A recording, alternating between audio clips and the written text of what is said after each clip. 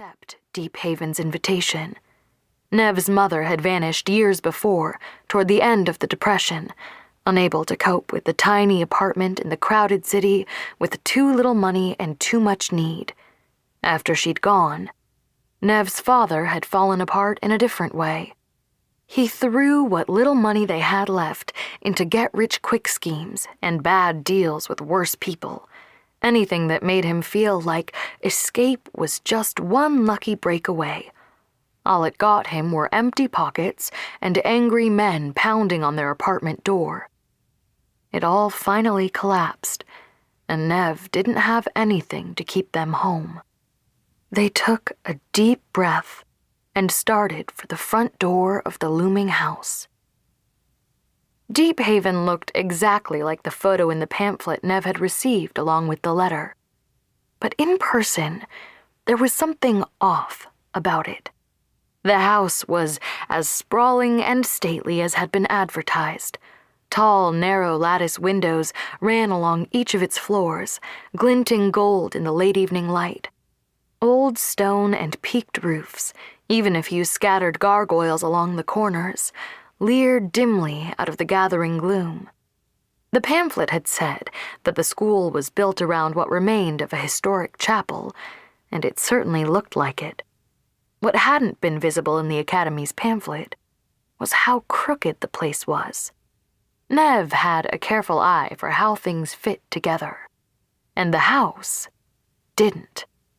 Corners didn't quite match up, or they ran at odd angles.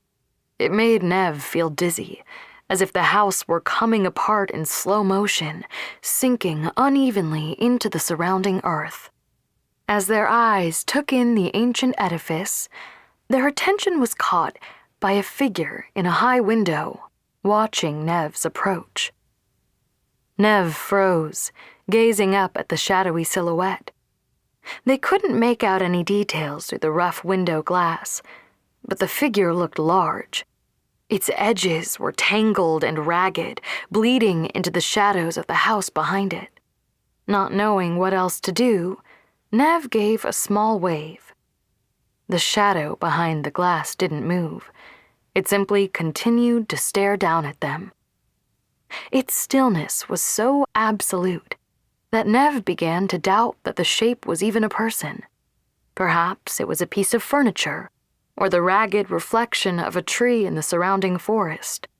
Nev shuddered and quickly continued forward, feeling invisible eyes tracking their every step.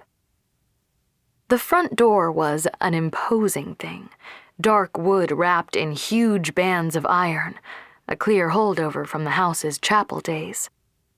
Nev knocked, smarting their knuckles on the stiff, cold wood. The sound reverberated heavily into the space beyond. Then, there was only silence. Nev was a day early. The academic term wasn't starting until tomorrow. They had written the school in advance to let them know about their premature arrival, and while they hadn't received a response, there had been someone to pick up Nev at the train station. Nev waited a few more chilly moments, then tried the door's imposing iron handle. It was a school, after all. It wasn't as if they were barging into someone's private home. Besides, Nev reasoned, they were a student there. They belonged. That's what the letter said anyway. The letter had arrived with the stack of usual bills and late notices addressed to their father, all of which Nev meticulously sorted. Seeing their names spelled out in a looping handwritten script on the front of the envelope had been a surprise. It had been a while since someone had sent them a letter. It had contained a pamphlet extolling the virtues of the prestigious Deephaven Academy, an image of the grand house displayed on the front. It was a small school catering to a very select crowd of talented and promising students. Looking over the included list of notable alumni, it seemed that talented and promising mostly meant rich. They'd even heard of some of the people, famous artists and politicians, scientists and engineers. An impressive school, and one far above what Nev could ever hope to afford.